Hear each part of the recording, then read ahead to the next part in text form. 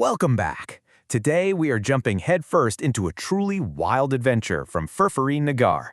Our heroes are up against not one, but two completely insane threats, and you know what?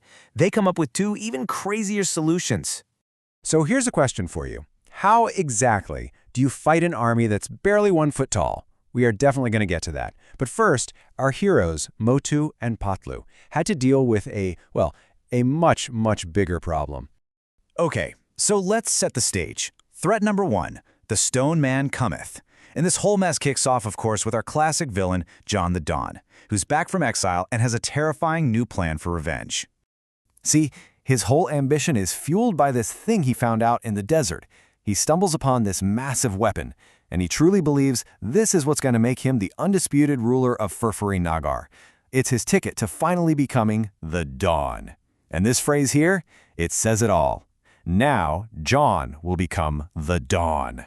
So, what is this weapon? It's called the Stone Man. And this isn't just some monster, okay? It's a mind-controlled stone titan.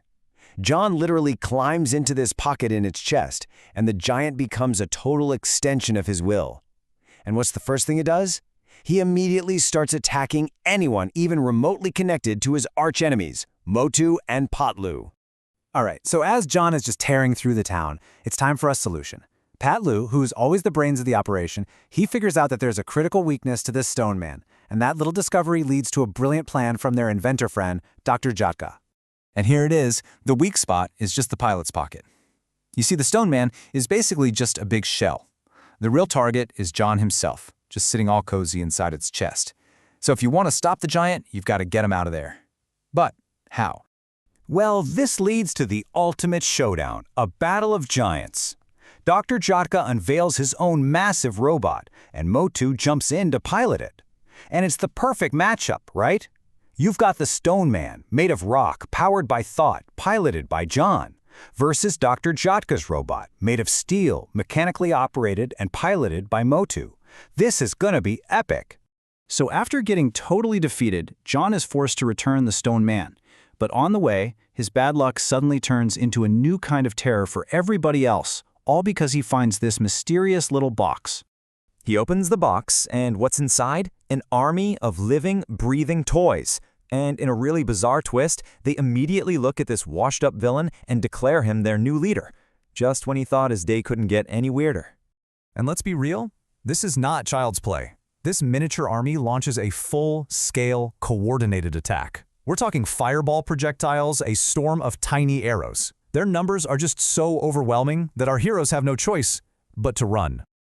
But even in the middle of this crazy, relentless attack, Motu reminds us all of his one true source of power, samosas. He drops his famous line, which basically means, "My brain doesn't work on an empty stomach." I guess even a tiny army can't stop a guy from thinking about food.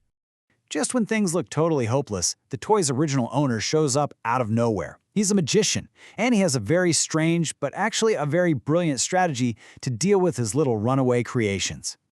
So the magician explains that the only way to beat these magical toys is to get on their level, and he means that literally. So step 1, he shrinks Motu and Patlu down to toy size. Step 2, they have to fight the army in a battle of equals. And their mission?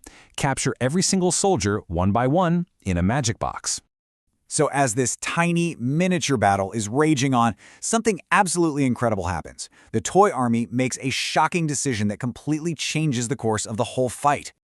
In a stunning twist, the very army that John was commanding suddenly turns on him. He can't believe his eyes. His own soldiers start launching their attack against him, their own leader. So what gives? Well, it turns out the soldiers saw a stronger leader in their opponent.